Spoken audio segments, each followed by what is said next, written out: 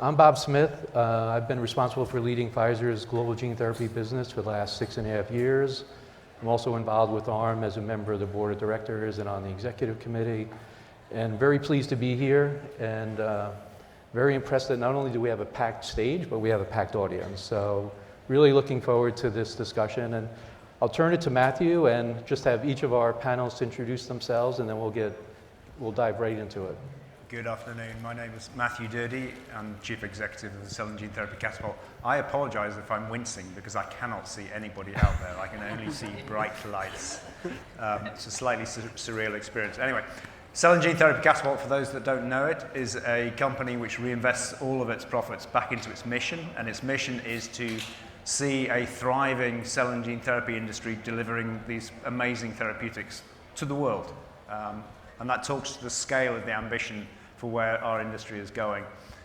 We're about 400 experts in the field, and we have a series of assets ranging from early stage development laboratories through to GMP manufacturing innovation facilities. And we work with companies to help them develop the technologies that they need to compete. So our endpoint is the market, not marketing authorization, but the market itself.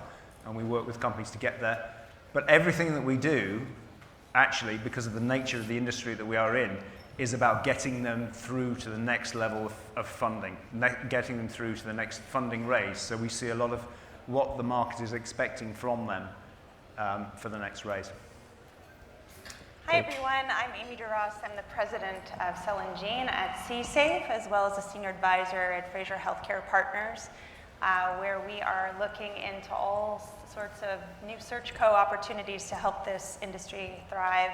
My background, I actually remember when this meeting was the stem cell meeting on the Mesa 15, 20 years ago, where we had a few academic posters and about 30 of us with hot chocolate sitting in a circle. It's really exciting to see how it's grown, and there's the ups and downs, the sines, cosines in this market. We're in a challenging time right now, but those of us who've been here for the long game are really excited about the learning and evolution to come. So great to be with all of you today. Hi everybody, my name is Albert Wong. I'm a managing director and I co-head the US healthcare business at Morgan Stanley. Morgan Stanley is a global investment bank that focuses on taking companies public, raising capital for them, buying smaller companies for large companies, and selling smaller companies to larger companies, everything in between. Been in the business 23 years, was a physician by training prior to entering investment banking, and very honored to be here with the rest of the panel. Hi everyone, very nice to see you. I expect a very frank panel, given the lights facing us. I'm Kuzmin, managing and founding partner for Capital. Capital is an early stage investment firm based in London, United Kingdom. We create, seed, develop, and sell early stage advanced therapies companies. We invest across gene therapy and gene editing, cell therapy, RNA, targeted therapies, and microbiome. My personal background, I've spent 16 years in CNS gene therapy as a physician scientist, and co-founded Bio to really reduce that to practice and bring those technologies to patients. Hi everybody, my name's Becky Pferdehirt. I'm on the investing team at Andreessen Horowitz, otherwise known as A16Z. At Andreessen Horowitz on the bio and health team, we invest and create early stage companies across both biotech and health. So that could look like anything from synthetic biology for clean foods to tools and technologies for life science to therapeutic companies in cell and gene therapy and in other modalities to health technologies and healthcare delivery and beyond. By background, I'm a scientist by training and was in R&D at Genentech and Amgen before joining A16Z. Well, now I know why I'm number 6. I'm a biotech research analyst at Evercore ISI. Basically, I just try to translate science into English to help investors make investment decisions. I've been watching the cell and gene therapy space for over a decade now, and we cover really all therapeutic categories and platforms. Oop, sorry. I wasn't trying to cut you off, Josh. No, understood. Well, why don't we dive in and Albert, just given your role and kind of the scope of activities that you have, could you just maybe spend a few minutes and frame the current investment landscape as you see it from the perspective of IPOs, follow-on offerings, the financing environment in general, and then how's that been translating into innovative partnership and also M&A activity? And then we'll use that as a level setter and to frame the discussion, and then from there we'll do a deep dive into a bunch of other topics. So Albert. Okay, I'll try to do this in 3 minutes. So I think we all know biotech is a growth and momentum sector. So a lot of what we think about as sentiment in our market is driven by the news that comes out of our sector. And if you look at the approximately 75 or so events that happen every quarter, typically on average, the news that comes out of our sector is generally positive. Probably in the fourth quarter of last year and into the first quarter and second quarter of this year, it went markedly negative to where about a third of the events that occurred in our sector were positive. So a good 65% were negative events. The second thing I think that drives, besides news, is M&A. And so there was a lot less M&A this year, partly because of the value contraction. I think the large caps want to just let companies continue to fall to see where it goes and hits bottom. And I think small companies don't realize that that's the new reality. So there was a lot less M&A as well. So you take those two together, and the last quarter of last year and the first half of this year was quite painful for almost everybody. When you drill down into the gene therapy sector, you have a few dynamics that are probably parallel to that. One is, if you look at news, there has been a lot more negative news than positive.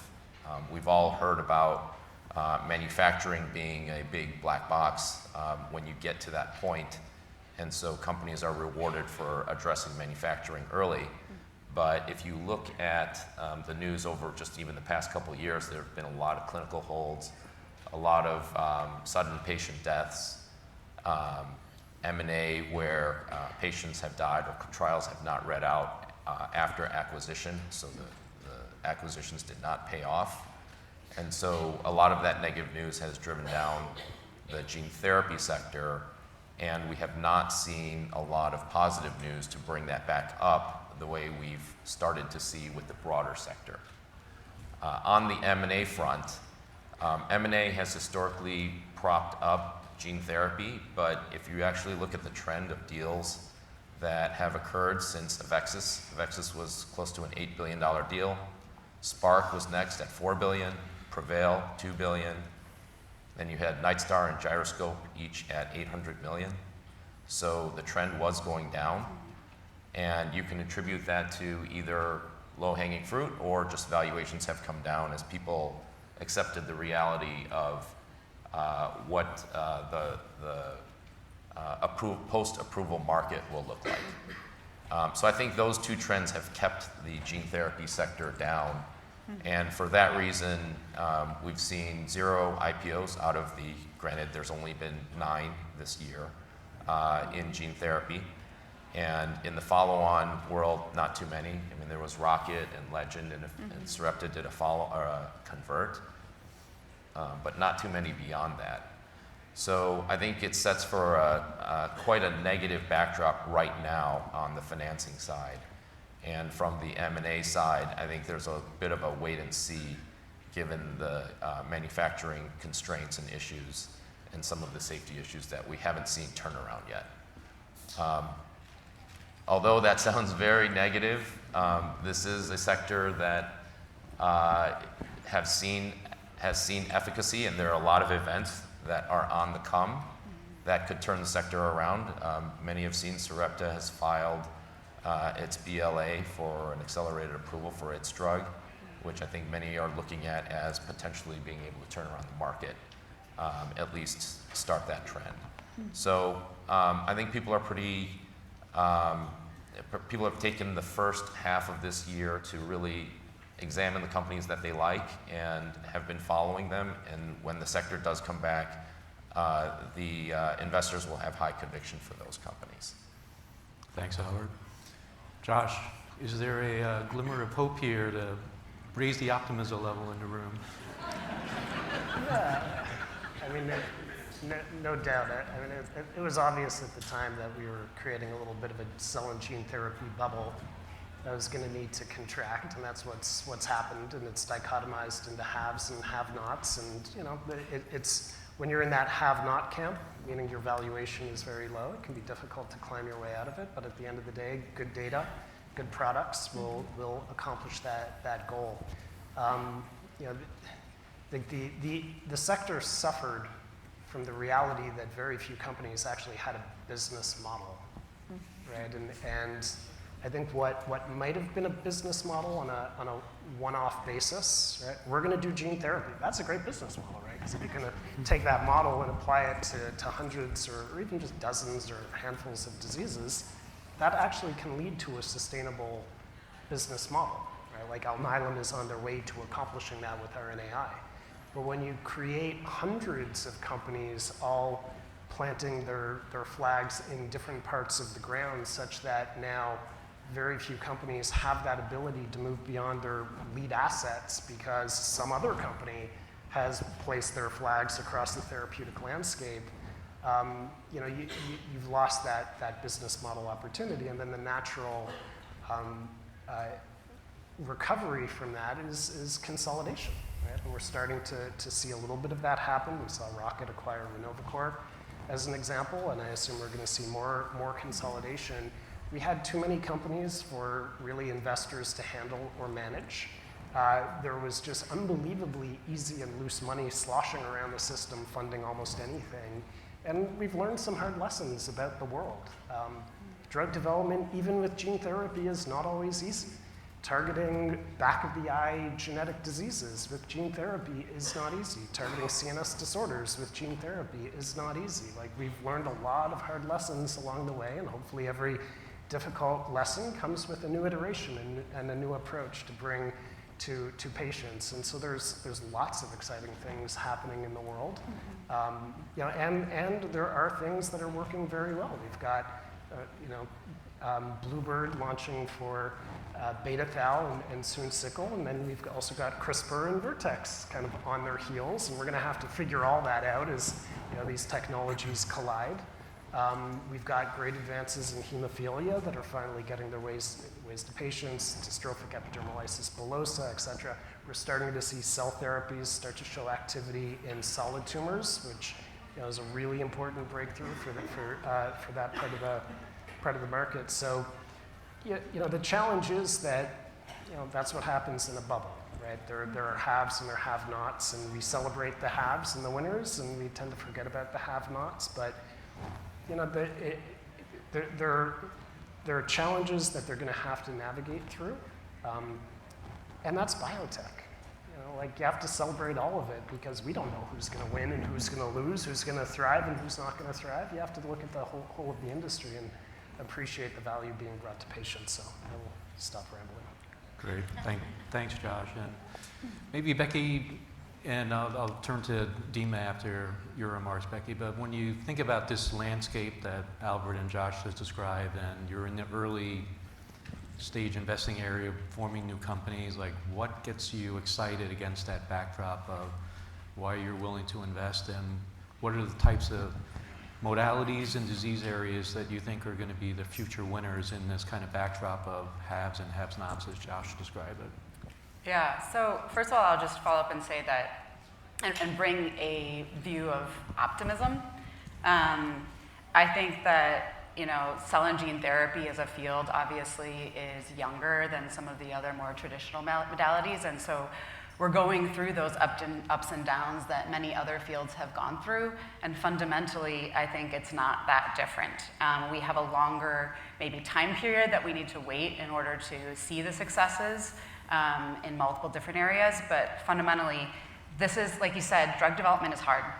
And I think that's true whether you're trying something crazy and new like cell and gene therapies, or whether this is a new small molecule modality. You know, I think it's also a time that, while I completely appreciate at later stages is incredibly difficult for investing, I think it's actually a really exciting time to be an early stage company in cell and gene therapy. There's significant amounts of dry powder out there, and there are a lot of investors who are looking for solid science, for solid management teams, for real data, for differentiated platforms. And I think the companies that are bringing all of these things to the table are getting invested in and are going to have a future. So what are we interested in? I mean, I think there's a lot of really exciting new technology advancements that we're only starting to see, and we're only going to start to see their utility in the clinic in the future.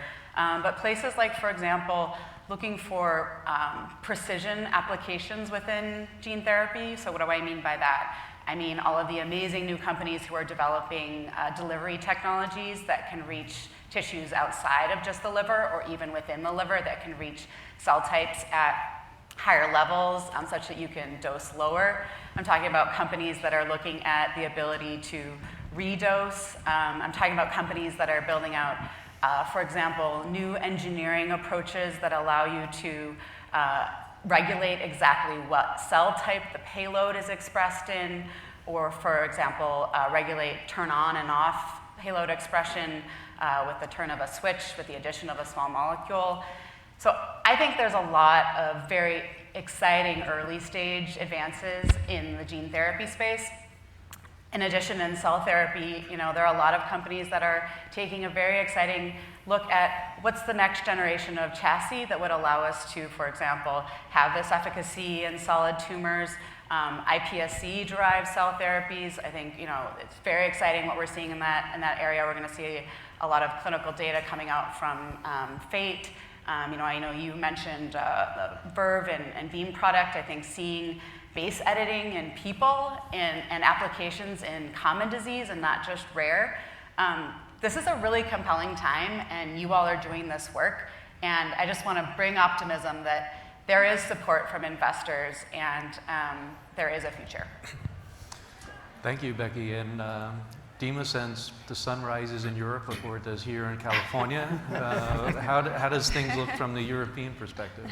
It's a very interesting question, because going back 10 years, 12 years back, where the European regulators were more amenable, and particularly the UK regulator, to gene therapy trials, to cell therapy trials compared to the US, we had a bit of a head start. And so there was a support in building some early companies in Europe that matured: Orchard, Nightstar, MuroGDX, others like this. They listed, then some of them were really successful, some of them were not, some of them got taken out.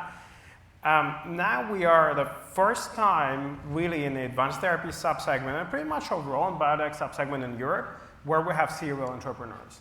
This might sound ridiculous in the US, where you've had people circulating in California and in Massachusetts ecosystem for dozens of years, but that's really now the first time in Europe where we had people with successful exits come in and start building companies again. And that's a great time. That's a great time because a wealth of experience, wealth of investor contacts, past credibility and track record. And from that perspective, I have a lot of optimism regarding the European ecosystem, despite the fact that the funding conditions are very hard. Historically, Europe has had much lower capital availability than the US. Many US investors of great repute come and participate in deals. We're very happy every time that happens. But the local resident VCs are much smaller, typically, than their US peers in terms of their dry powder. In addition to that, there has been an interesting trend as over the past year, 4 major European life sciences venture groups have been taken out or sold majority stakes, including LSP that got acquired by EQT, Abingworth that got acquired by Carlyle, and so on. And that definitely does change the landscape. In particular, as the larger groups take out those smaller groups, the resulting large organization pulls out of the early stage in venture creation. Ask yourself, does a $3 million creation deal move the needle for Carlyle? Not necessarily. It might, but not necessarily. So where we are today, our capital availability is lower, so the price arbitrage in between the Europe and the US increased again. It collapsed during the bull run. Now it's increased again, so Europe is much cheaper. Weak euro and weak pound means that to hire R&D talent in Europe is incredibly attractive. Your cost of operation is significantly lower than in the US. And so we are seeing expansion from our US portfolio companies and, in general, US biotechs into Europe, into the European talent market, into European operations. And we see all of that against the backdrop of a significantly decreased capital availability. I think the situation will last for another good 2-3 years at the very least, as this effect gets passed on to the limited partners and there is less capital available over time to the next vintage of venture funds. And so it is definitely a very attractive time to think about Europe and the UK as an investment destination, as you can build products at great value, take advantage of the strong US dollar, and also take advantage of incredibly strong stream of research coming out of the universities and the newly emerging serial entrepreneur class. Great, thanks, Dima. Matthew, I'll turn to you and then to Amy, since you're actually in the business of developing the marketplace for all of these companies, particularly from the UK lens.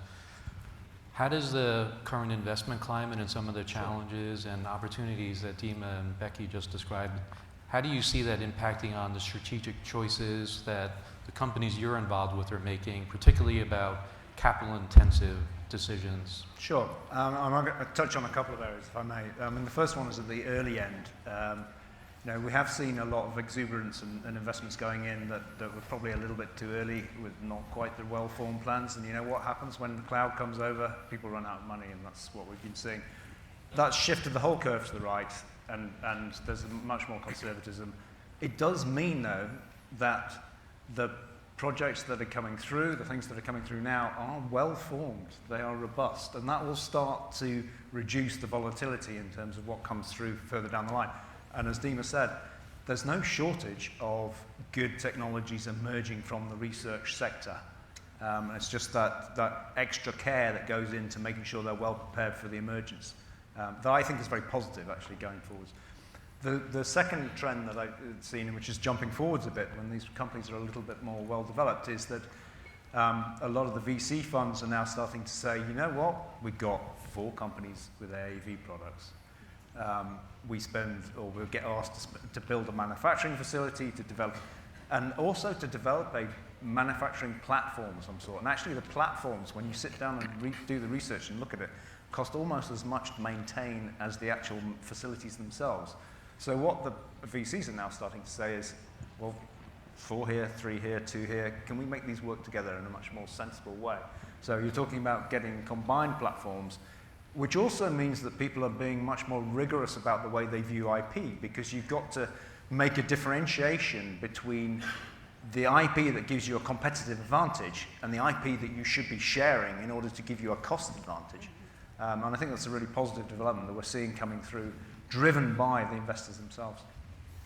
Thank you, Matthew. Amy, I know that efficient capital investment is a hot topic for you, particularly thinking through like how operating companies actually deploy it. So I'll give you a wide open lane here to share your thoughts. Thanks. So I share the optimism generally with this panel, except for Albert, who's a little bit downcast. On the mechanism or modality side, I think the very profound belief I have, though, is that this is an entirely new, unprecedented market with unprecedented challenges, a cost basis that just continues to grow as we have more challenges recruiting patients early phase. We have no value-based care approach to this market. Nobody knows how we're really going to get reimbursed over the long term. So there's so many problems in not just, I think the science actually is the most kind of persistent, determined part of this equation. And I do think, obviously, with constraints on available capital, that the funnel will be narrowed and the teams with real data are those who will get the capital. However, if we don't invest on the other side, how are these drugs actually produced? How are they distributed? How are they paid for? I feel like I've been here every year and I've said the same thing, so I apologize if I'm boring some of you. We haven't made enough progress and we haven't really learned from our mistakes yet. And so at my firm, both in terms of the operating company, which is really here to provide an alternative to the cold chain solution globally in this market.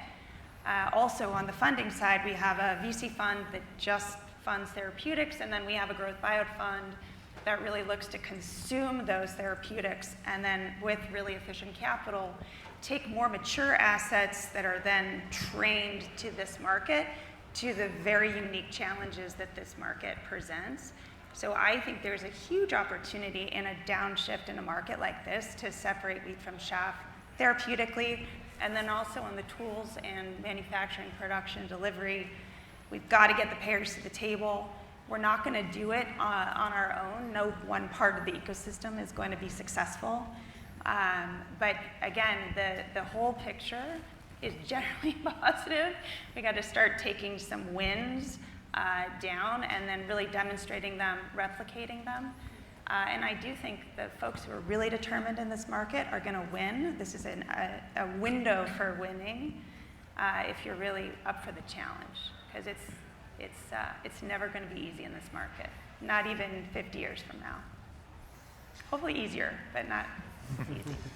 Well, it's kind of interesting that you all shared your different perspectives, and I had the opportunity to listen in on the panel this morning about the challenges of commercialization. Not that we're going to focus on that, but I'm just interested in hearing your thoughts about if this wave of new products that have been recently approved or are kind of in their launch phase, and hopefully there are going to be a few more over the course of 2022 and even more in 2023. How does that type of dynamic of product launch successes and potential additional regulatory approvals, Albert, how does that change kind of the sentiment that you described earlier that has tended to be pretty negative lately, but maybe it's going to somehow rebound, and what do you see as the potential catalyst for that? And how impactful could they be? Yeah, I think, as Becky said earlier, we are in the ups and downs in the growth phase of all of this. And what people are seeing now is the bright, shiny object that is more gene editing. And so gene therapy looks to be, I understand this, but look at gene editing. It's so much easier and it's less laborious.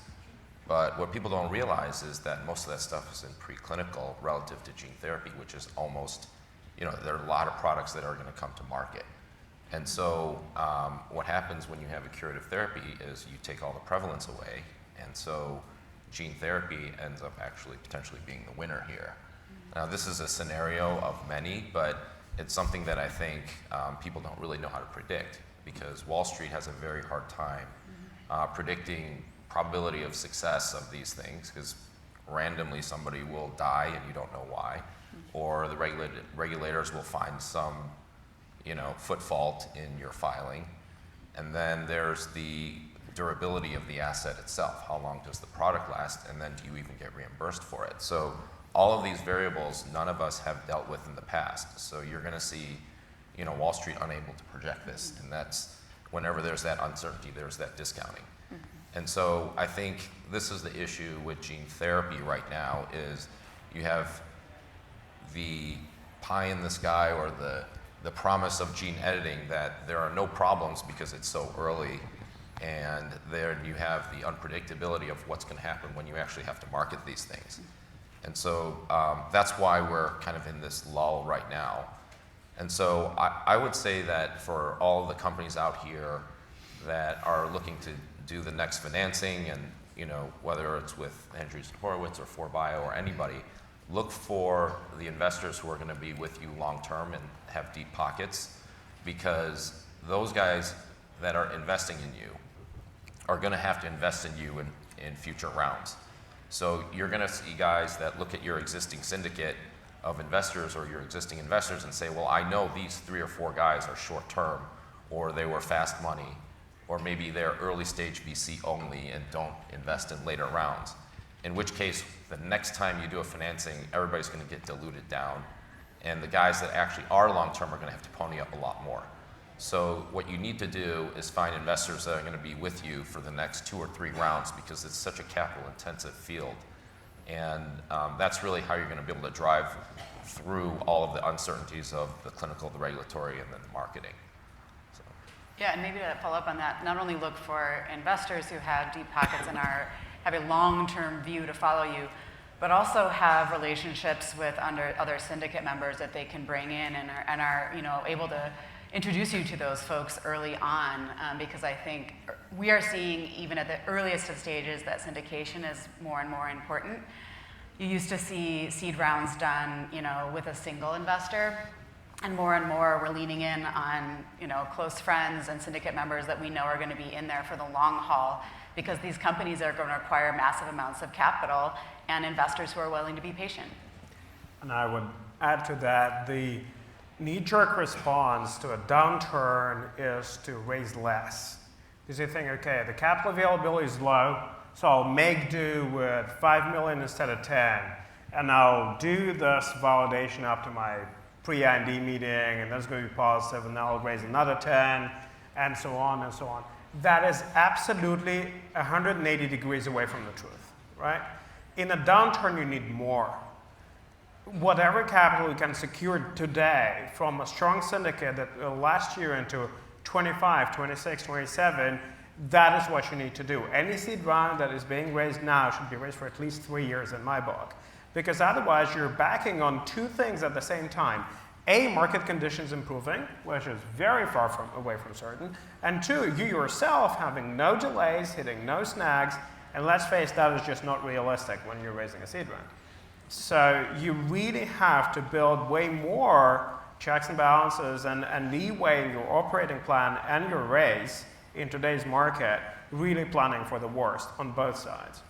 Completely agree. Oh, if I may just, so I'm just a question for you. So does that mean, because of the environment we're in right now, that you're encouraging founders, management teams to give more of their company away at this time in exchange for more runway, right? So, because not everybody has the luxury of doing that. But I'm curious if you have other ideas for the groups in this audience who aren't exactly finding it easy to get that 3-year runway. What other strategies can you share with the group here? Is there anything else that comes to mind other than giving more of your company away? I've seen some companies, for example, do tranched financings where there's step-ups at value inflection points. So that's one strategy that can kind of allow you to have both the runway you need while also preserving ownership. And I would also say early stage business development is not to be discounted. If you don't know how to do it, I recommend Becky's piece on that. It's a must read. Go and read it. Very importantly, as you build out a platform, think about, if you're a seed stage company building a platform, which is normally what happens in this room, you don't know what your product's going to be. You don't know how you get to your target product profile. But talking to your investors and to potential big pharma partners, have a think through how do we get to that target product profile? How do we learn what our product is going to be? Because by having that earnest conversation with your syndicate and with your potential pharma partners, you can actually then rely on the trove of knowledge your potential pharma partners have that will inform not only your collaboration, but also your own development plans and help you secure your own future in that you can avoid mistakes that way. And we really encourage all of our portfolio companies for which it's appropriate to go into a BD mode as early as it's appropriate. And that's most importantly for the learnings that a collaboration with that big pharma level of rigor brings to your own work plan. So as you think about expanding your runway and extending your runway, just think not only about how do I get more money, maybe from a pharma, maybe from the investors, but also how do I build more rigor in my work plan so that my leeway can be smaller and so that I can just run for longer by making less mistakes. So it may be a version of the same thing, but what we're seeing is, it's no longer attractive for somebody to come forward and talk about their massive portfolio of things in early stage development.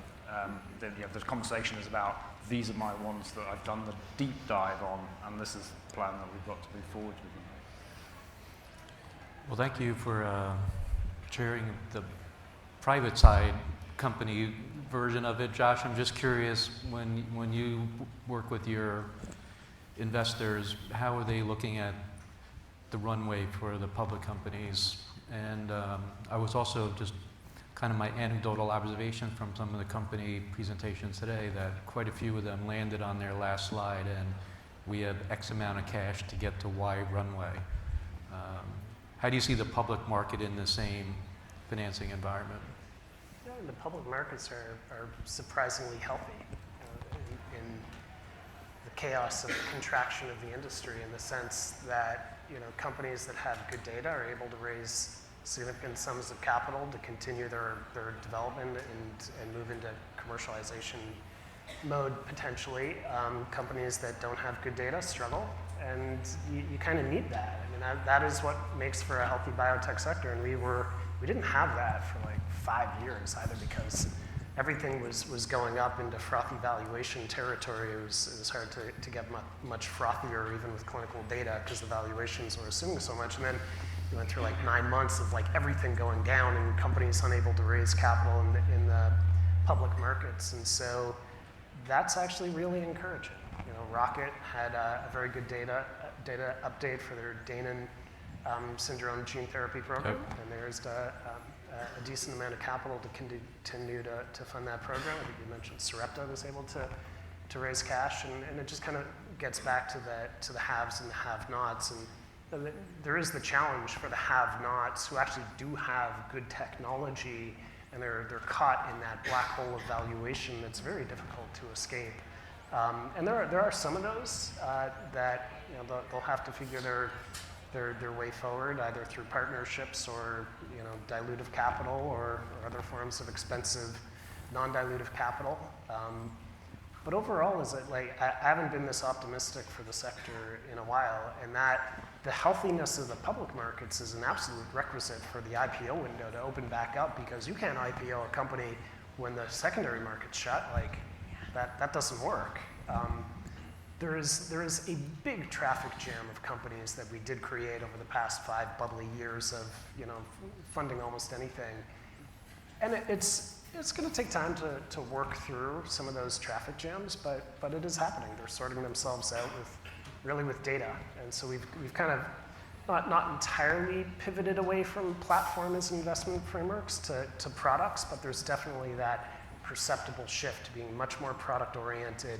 If your product has good data, if it addresses a meaningful unmet medical need, that is generally a recipe for success. And I think, Bob, one of I think I understood the question about some of the launches, right? Yeah. So the active launches that we're looking for and how important they are going to be for the industry. And look, success is always good, right? So if these product launches are incredibly successful, then that'll benefit the entire industry through that trickle-down effect.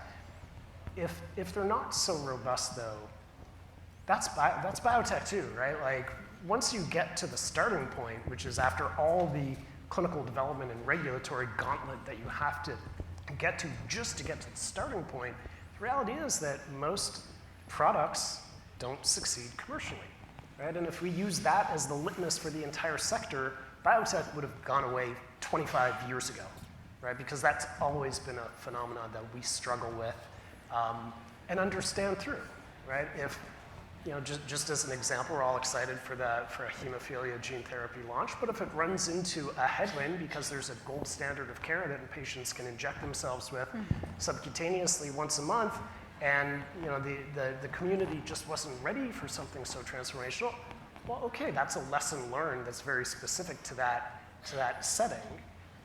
Whereas a different drug addressing a different unmet medical need, dystrophic epidermolysis bullosa, Danon syndrome, et cetera, where there is no gold standard of care, you're not going to read through a disappointing launch of one product that has unique circumstances into the rest of the field. Well, I think we're hopefully smart enough to be able to ring fences around failures, to learn from the failures, and to figure out where the successes are likely to be. Matthew, I can sense you're ready to jump in. I'm just intrigued, actually. I have the privilege of not being directly dependent upon the public markets. So a lot of the conversations I have with people that are able to take a longer-term view.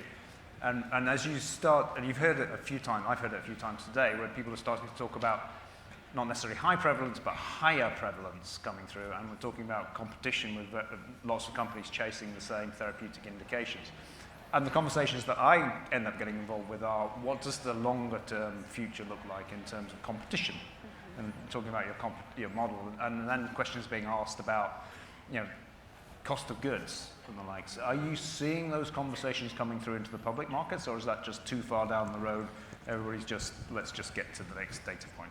No, it matters. I mean, at the end of the day, public market investors invest in business models, and they want to understand the margin structure, the operational efficiencies. The reality is we have plenty of biotech companies outside of cell and gene therapy that trade at 1x revenue because their revenue is like $150 million a year and they make no profit as a result, and they don't generate a premium valuation because, again, they're not capitally efficient. And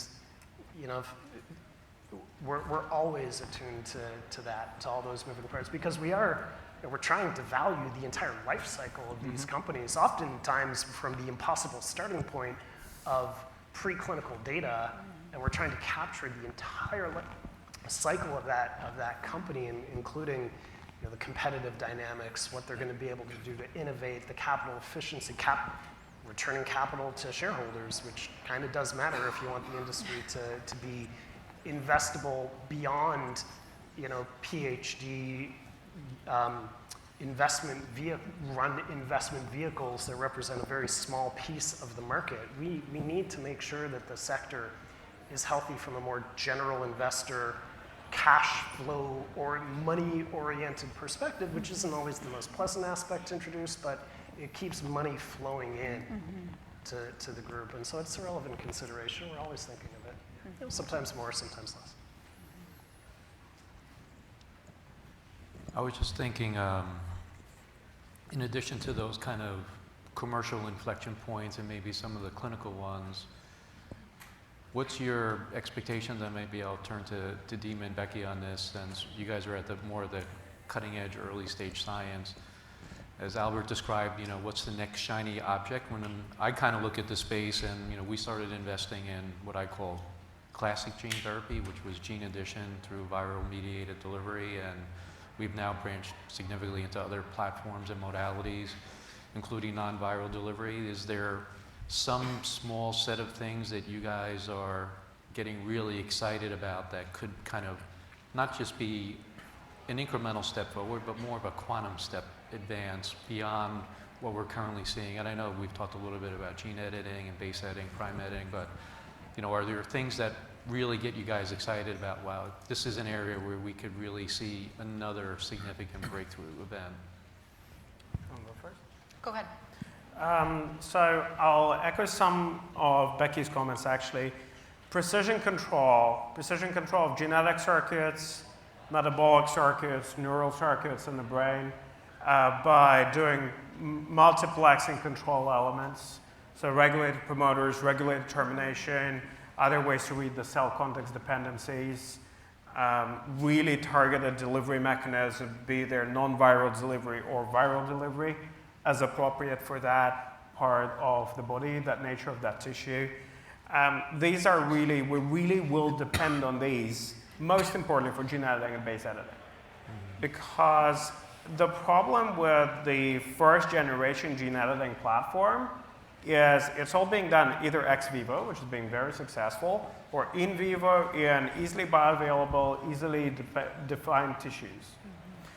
If we want to push the gene base, prime, ADAR, and so on into more complex situations where we need to do multiplex editing or we need to really affect a clearly defined cell population, we need that context-dependent precision, and lots of people are pushing at that problem from different directions. Second, very interestingly, the mRNA vaccines for COVID-19 have generated a flood of funding for the RNA research platform in general. And we've started seeing some outcomes from that, from academics, where really they got funded to just explore base RNA science and arrived at some really interesting results navigating that RNA zoo that exists in our cells. So definitely we expect breakthroughs coming from that direction.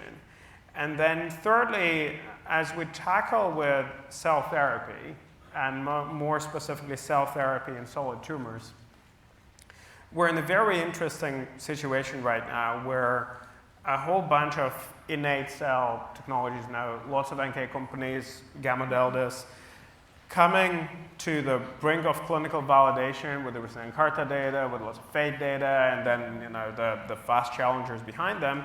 But we still don't know what the target product profile looks like for an NK cell product.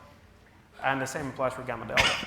And so exploring that in the clinic, taking learnings from that, and same applies to AAV gene therapy, and turning them into the second generation AAV gene replacement and second generation innate cell therapies, we think will generate the best products. We think now there are enough learnings to make a really good, really robust CNS gene replacement. There's enough learnings to make really robust NK cells. So for the first time in history, really, we can talk about real execution mode venture in advanced therapies in cell and gene as compared to 0 to 1. There's a lot of engineering we can rely on, and there's going to be a lot of exciting products coming out of that. It's a major challenge for early investors like ourselves, because this means that instead of investing in platforms, we need to define products, define target product profiles, talk to our pharma partners, and figure out what products do we want to invest in. That's a completely different challenge and a completely different skill set for most people in our market. And that will be fascinating to watch over the next few years. Yeah, I know some of my Pfizer colleagues are in the audience. We call that begin with the end in mind. Yep. And the corollary to that is there is no do-overs allowed, because do-overs cost twice as much and take twice as long. Yeah, absolutely. I think it's this kind of idea of platform product fit, and particularly, for those of us who invest heavily in platform companies, and we're thinking about our companies being able to raise that next round, there has been a lot of shift in focus on development of the platform to making sure that even at the earliest of stages, even at a seed stage company, that there is careful thought put into platform product fit, and really thinking about where are those places where we're differentiated, where are those diseases and indications and targets where our technology is going to have a meaningful difference compared to all the other platforms and products out there. And then ultimately, where's the place where the biology is going to matter? I know some of you might have read a piece that Josh wrote around kind of thinking of gene therapy and biology, and that fixing a gene, whether that's through gene editing or gene replacement, it may be too late to fix the biology. And so I think that's another area where we're really leaning heavily in, is companies that not only have a technology platform and then have a very clear idea of the places to apply that technology platform, but also understand the place in disease progression that they're going to be interdicting, and have proof that that is a place that matters, where disease can either be reversed or ameliorated. And so I totally agree with all the technology areas that you said that were interesting. One I'd add is, thinking about actually fixing cells in vivo. So in vivo tissue regeneration, in vivo cellular reprogramming, I think that's an area that is, far in the future in terms of happening, in humans most likely, but where there's a lot of really exciting science that might be able to address this problem of disease biology being a real issue. And I had maybe a quick one. I would remind everyone that the most successful genetic disease company by an order of magnitude is, Vertex, right? With their small molecule drugs, which have transformed the treatment of cystic fibrosis in a way that gene therapy has not been able to do. And as a reminder that, there's really interesting emerging programs that are small molecule based that can get into the cells easier and really transform the disease. If you look at the SMA landscape of Risdi, small molecule drug, the one that's gaining market share by far the fastest relative to Zolgensma and Spinraza. So that's a really interesting space. This morning, Cabaletta announced a licensing deal for CD19 CAR T for autoimmune diseases based on a publication that really showed a dramatic impact of that technology in that space. So that's really interesting. We're starting to see companies harnessing the power of Tregs. It's a little bit more experimental, but potentially also very powerful. So There's so much exciting things happening at this time. It's a wonderful, wonderful industry. Thanks, Josh. Matthew, I know you were I'm just eager to jump in. I'm sort of conflicted because I get as excited as everybody else about the next shiny thing. But I just wanted to put out a couple of notes of caution to us as an industry, if you like. We have to deliver something. We have to actually take the things that we have today and take them through to patient benefit. Otherwise, we're going to lose support. So let's not keep the new shiny things going as well, but don't abandon what we are doing today because there's some great stuff out there. And the other thing that goes with that is part of delivering high volumes of therapeutics to patients, so high volumes of patient benefit, is more than just individual therapeutics. We've got to start thinking about the systems in which these therapeutics operate and start to think about standards, think about, we're involved in conversations. I had a conversation this morning with a supply chain company where they're talking about actually working with other supply chain companies to create new standards, all of which is going to bring down the cost and all of which is going to make our industry much more feasible. And as it becomes more feasible, it becomes much more investable. So it's an appeal to everybody to keep going with what you're doing today. Yeah, thank you. That, again, another wide open lane for Amy, since we've had a few conversations about it's not just a science and it's not just clinical and it's not just manufacturing, it's the other elements of delivery. And Amy, why don't you share your thoughts? Side of the panel. I think we were talking about modalities and areas of investment, and one thing on the tools and infrastructure side that is really exciting, and I'm seeing not just with Frazier, but other syndicate partners that we work with, data. So how does data really work? And we now, arguably have enough statistical significance, albeit it's just over the transom, to begin to derive some insights, and whether those insights are trained at, again, CMC or supply chain efficiency, or actually the precision technologies that some of which are still in the shiny object category.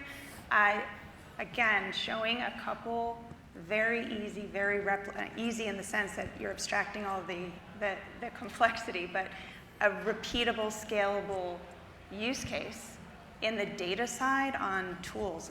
We're finally getting there. Frankly, we've been talking about it for a very long time.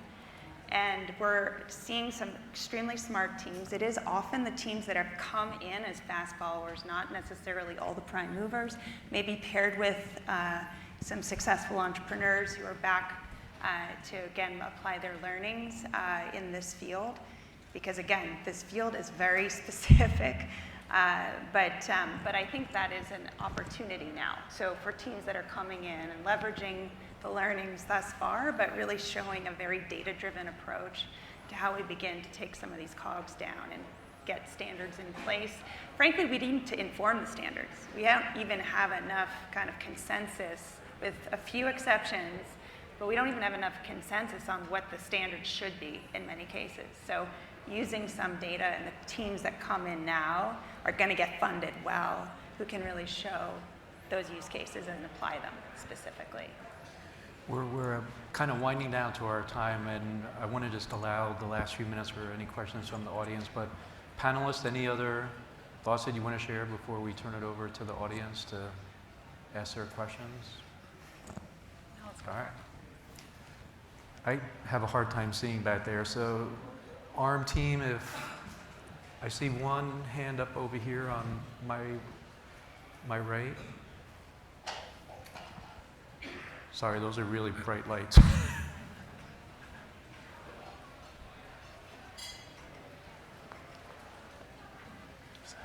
Could you address the investment appetite for therapeutics versus tools, particularly tools that can get you better starting material and lower the cost of manufacturing? Sure. So I didn't hear the Who wants to volunteer there, Matthew? I didn't hear the question, sorry. Oh, he said, what's the investment appetite for companies that would invest in tools? So, for example, tools that would lower the cost of manufacturing for these advanced therapeutics. To refine the substrate or some of the cell processing, cell selection. I mean, I can share that from the perspective of I just want to emphasize something. Getting better starting material. Garbage in, garbage out. Start really with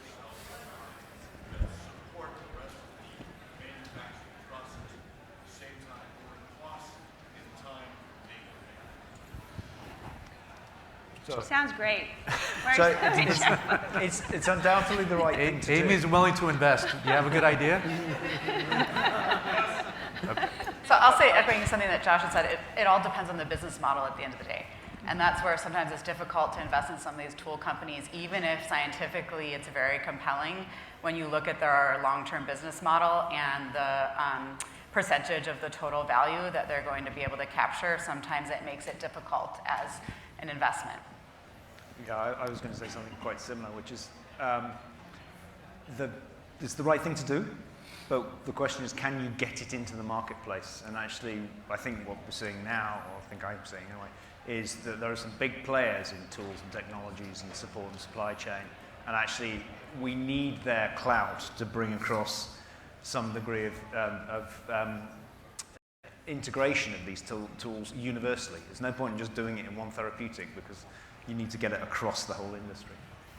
And I would also just add from our perspective, you know, particularly for therapies that are going to be a one-time treatment, you absolutely want to achieve the highest quality product with the most reliable, robust, not just manufacturing processes, but all the analytical methods and controls that you need to put in place. So I think overall the field knows that, particularly with viral-mediated gene therapy, that there's issues with manufacturing processes, and even small changes in the manufacturing process could have a big impact on product attributes. And I think overall, I think the efforts of ARM, particularly with the A-Gene initiative that is readily available, it's on the ARM website if you want to read the 267 pages, which I did, and the new A-Cell program, I think they really try to strive for us as a collective sector to improve on product characteristics, particularly starting materials, manufacturing processes, wholesale line reliability, the whole spectrum. So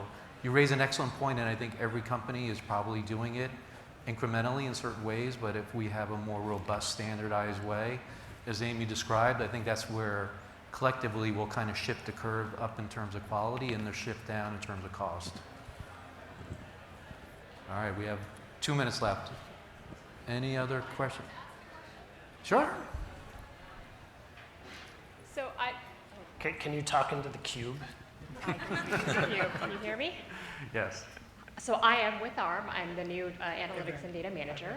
And so my question is, when you think about across-the-board standards, given our focus on privacy and competition, how do we think about setting standards that cross the full sector, but still allow for a really healthy and robust development pipeline? Who wants to take the first crack at that? I only caught half the question, but I'll give you half an answer.